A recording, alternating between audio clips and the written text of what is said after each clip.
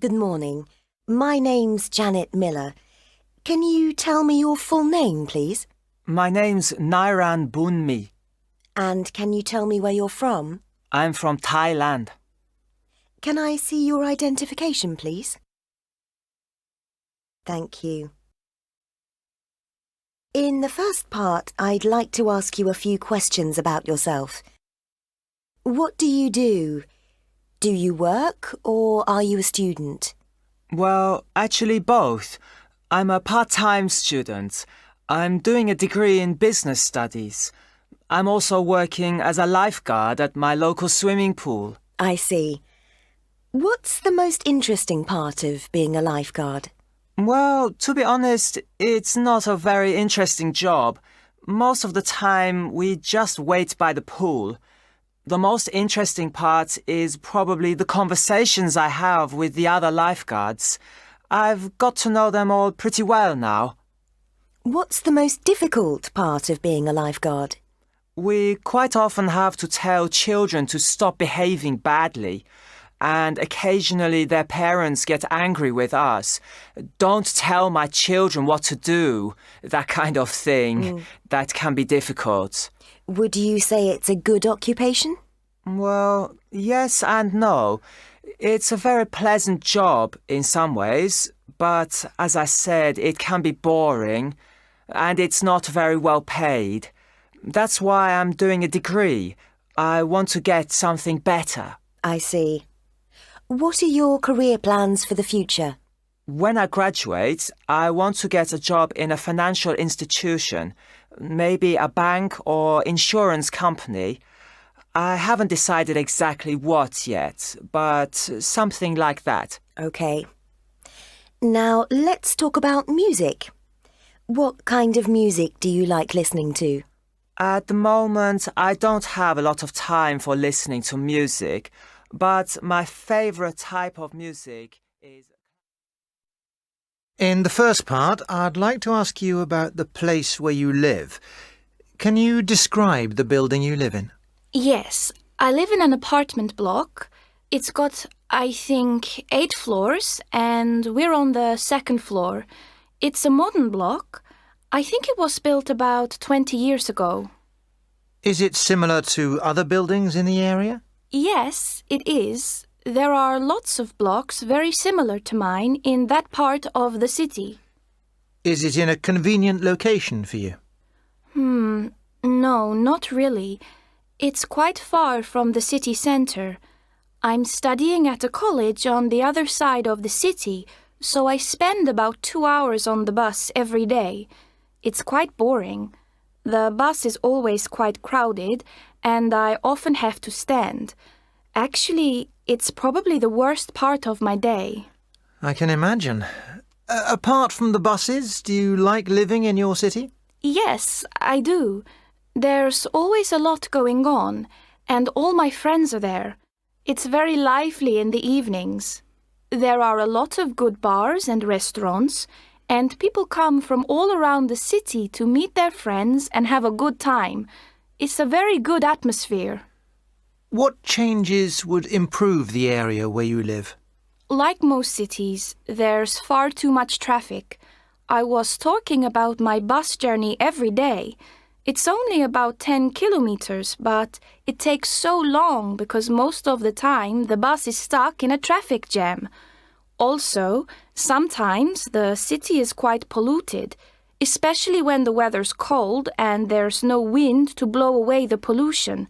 So, less traffic and less pollution would be big improvements.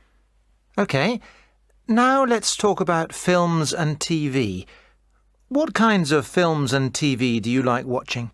I don't go to the cinema very often. In fact, I haven't been for years. I don't watch a lot of TV, but when I do, I like to watch... I'd like to ask you some questions about your free time activities. What do you do at the weekends?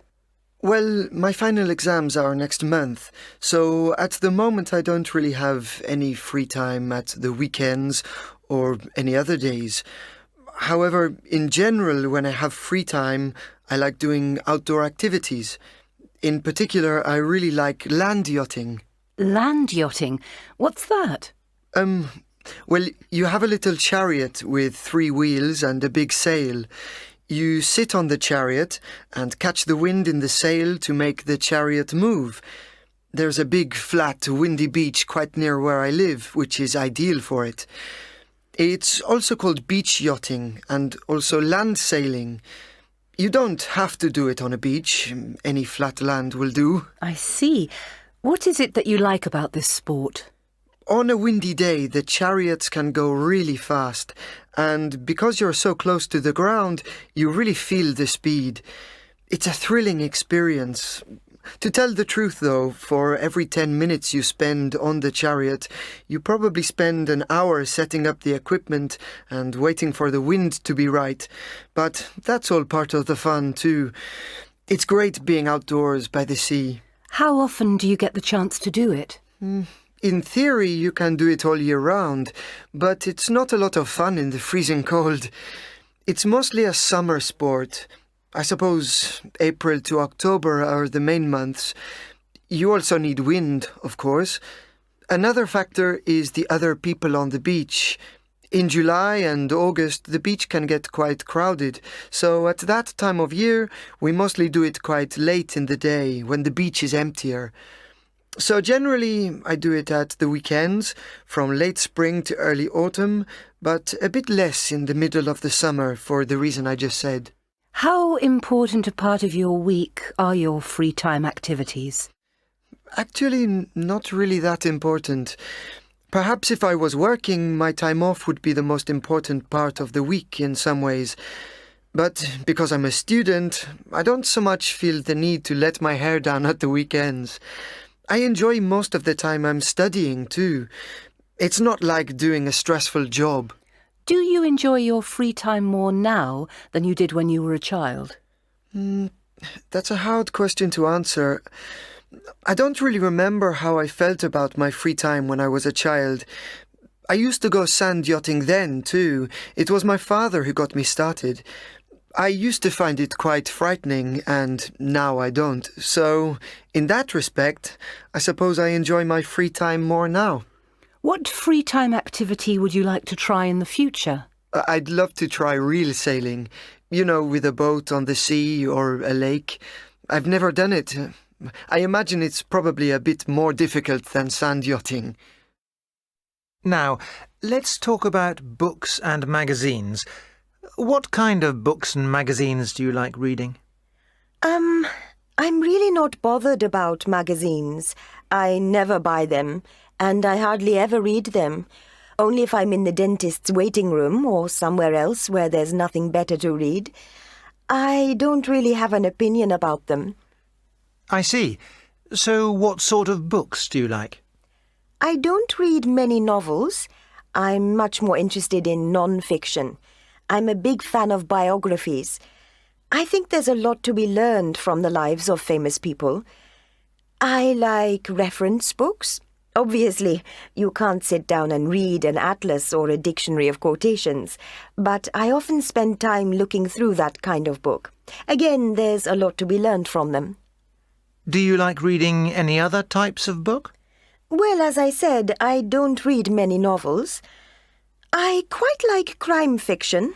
At the moment, I'm reading a book by Michael Dibdin about an Italian detective called Aurelio Zen. It's quite good. Have the types of book you like changed over the years? Sorry, I didn't catch that. Could you repeat the question? Have the types of book you like changed over the years? No, not really.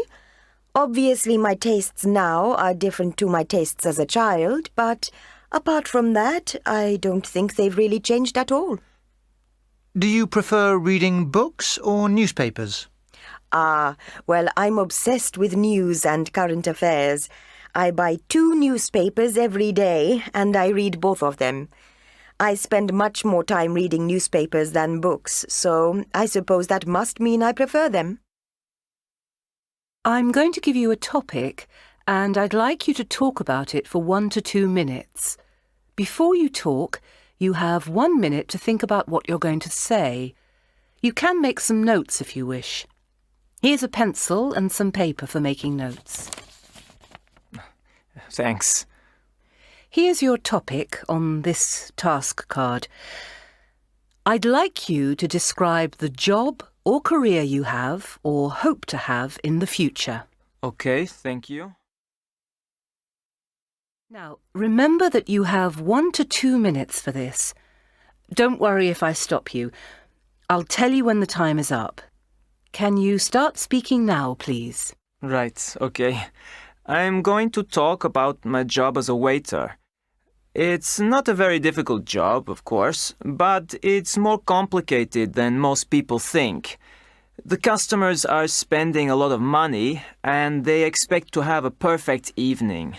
You have to be kind of an actor, playing the role of the perfect waiter. It can be hard to do that at the end of a long evening when you're tired, but I try my best. Most of the customers seem nice people. I enjoy meeting them, and I want to do the best I can to help them have a good time when they come to the restaurant. So, why did I choose to become a waiter? Well, actually, I didn't really choose it. A couple of years ago, I had just finished college and didn't have a job. A friend of mine was working in the restaurant and somebody was off sick, so I went to help out for a few days. Then I just stayed. I started to like it. The basic pay is very low, but I earn quite a lot in tips, so in fact, it's quite well paid. The best part is that I have a lot of fun with the other people who work there. We're all really good friends. The only part of the job I really don't like is the hours.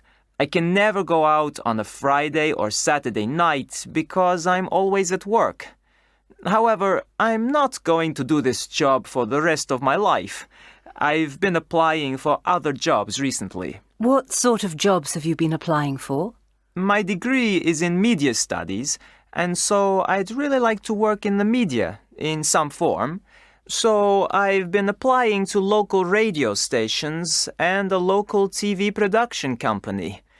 They don't have any vacancies at the moment, but I keep reminding them who I am. I'm going to apply to some other companies related to the media as well. Good luck with that. Can I have the task card back, please? Thanks. We've been talking about jobs. I'd like to discuss with you 1 or 2 more general questions relating to this. Let's consider the balance between work and free time. Do you think that the balance between work and free time in your country is about right? I think it depends. For example, people who have government jobs mostly only work around 37, maybe 40 hours a week. However, in my country, a lot of people have their own small businesses. Really, a lot of people. And if you have a shop, for example, it can be difficult to decide to close. You don't know if another customer is just about to come through the door with a lot of money to spend. From what I've seen, people with their own shops regularly work extremely long hours, up to perhaps 14 hours a day, 7 days a week. The same can be true for other people who work for themselves. I see. And what problems can be caused by too much work, do you think? It can cause problems for family life, in my opinion. It's obviously not very good for children if they hardly ever see their parents. And from what I've seen, it can be very bad for relationships between married couples if they just work continuously and never have any fun together. I'm sure this is a common reason for divorces. What can people do if they feel they are expected to do too much work? Well, there's a law in my country which limits the working week to, I think it's 48 hours per week, maybe even less. But bosses frequently take no notice of this, so it can be a problem. If somebody is asked to work more than this, they should speak to their boss and ask to be given less work. But, of course, this can be difficult. It's not always easy to make a complaint to your boss. From what I've seen, they tend to make employees feel guilty for complaining. Now, let's consider workaholics. Why do you think some people work so much that they become workaholics? Workaholics? Obviously, it depends on the person, but in my experience, it's not really the money that makes them workaholics. I think it's just something in their personalities which doesn't allow them to stop thinking about work and switch off. For example, I have a friend who runs his own website. He works on it all the time. I don't think he sleeps much. But he doesn't make a lot of money from it, just enough to live. And I don't think he would make less money if he worked on it less. He's become a perfectionist. Every part of the site has to be absolutely perfect. It's become a kind of obsession for him. I think he's happy, but he just doesn't really have any interests at all, apart from his work. I guess that's just how he likes to live his life. It's up to him. Thank you very much. That's the end of the speaking test. Hey, listen!